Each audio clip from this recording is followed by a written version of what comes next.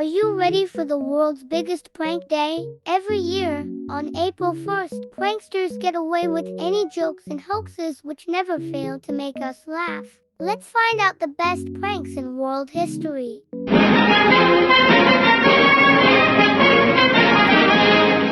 Good evening, and welcome to the 7 o'clock news. Our top story tonight, Big Ben, one of London's most iconic landmarks, is reportedly going digital in order to keep up with the times. Moreover, the clock hands would be given away to the first for listeners to contact the station. Oh my god, for real? Of course not, kid.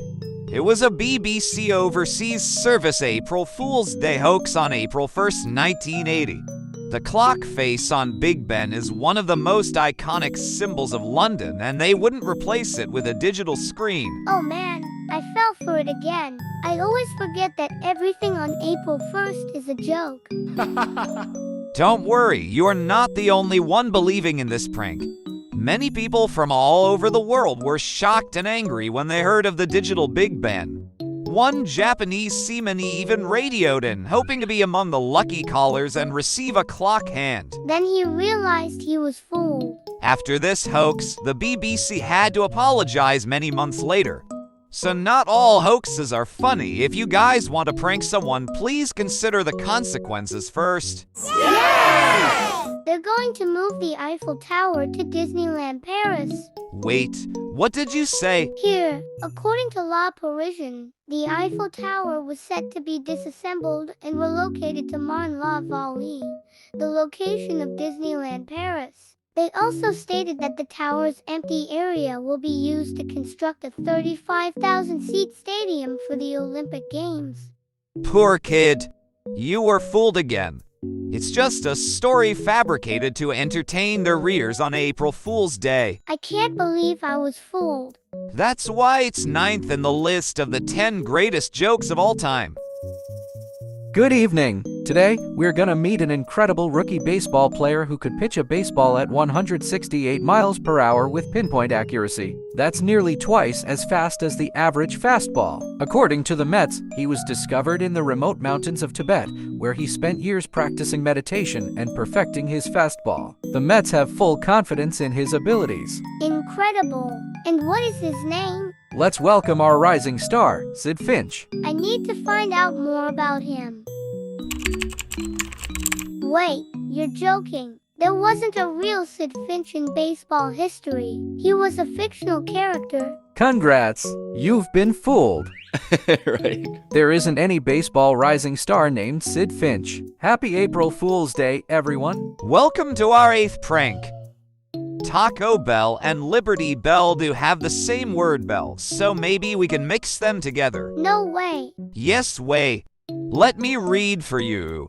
The Liberty Bell was purchased by Taco Bell and renamed the Taco Liberty Bell. The company is going to relocate the Liberty Bell from Philadelphia to its California headquarters. The reason given was that Taco Bell purchased it in an effort to help the national debt. Now, I think the Taco Liberty Bell has a nice ring. It does, doesn't it? If it had been a prank, we would have had a Taco Liberty Bell since 1996. Aww. Students have known that the mathematical constant pi is 3.1459 since forever. Then, what happens if the value is changed to 3.0? It will be the best day of every student's life. Yeah! Then you've had your best day. New Mexicans for Science and Reason claimed that the Alabama legislature had narrowly passed a resolution for changing the value of pi from 3.1459 to 3.0, which made students in Alabama overjoyed. Cool, but I'm not going to be pranked anymore. Aww. I'm sad. I thought you would be fooled. But I wish it hadn't been a joke. Go to sleep, and your dream will come true.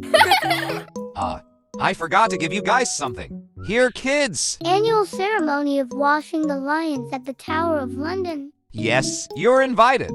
Wanna go? Lily and I will bring you guys with us. You can't fool me. This invitation is from 1856, and there isn't any white gate. You're not easy to prank anymore. This prank was very popular in London during the 18th and 19th centuries, and many people believed in it. I think this is the best prank so far, since it fooled many people. But why did they believe that there would have been a lion wash at the Tower of London? Because the Tower of London was where the British monarchy kept their animals. Wow! Oh my god! Thomas Edison just created a machine that could turn soil into food. How cool is that? He is a genius. Of course he can make that kind of machine. Can you tell me more about his invention? Sure. It's said that the machine can turn dirt from his basement into meat, fruit, and even wine. All we need to do is pour air, soil, or water into the machine and wait a few minutes until the food is finished. That means hunger will be over, and everyone will have a wonderful life. If it hadn't been a joke, it could have been a perfect world. I was fooled again. Yes, that machine was a hoax pulled off by the New York Graphic in 1878 to amuse readers. Did Edison get mad? They used his name, after all. Nah, since the New York Graphic wrote that it was a joke at the bottom of the article, he did not get mad. In fact, he found it hilarious. Good evening. Breaking news is coming in from London. We have reports of a UFO landing near the city and a police officer approaching it with a truncheon. We now live with our correspondent on the scene.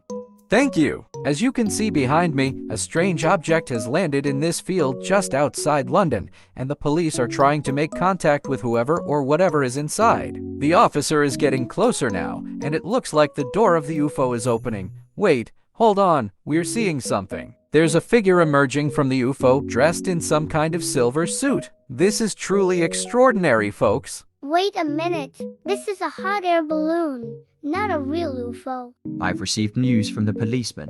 The UFO turned out to be a prank, so don't worry about it. You guys have just watched one of the most successful jokes ever.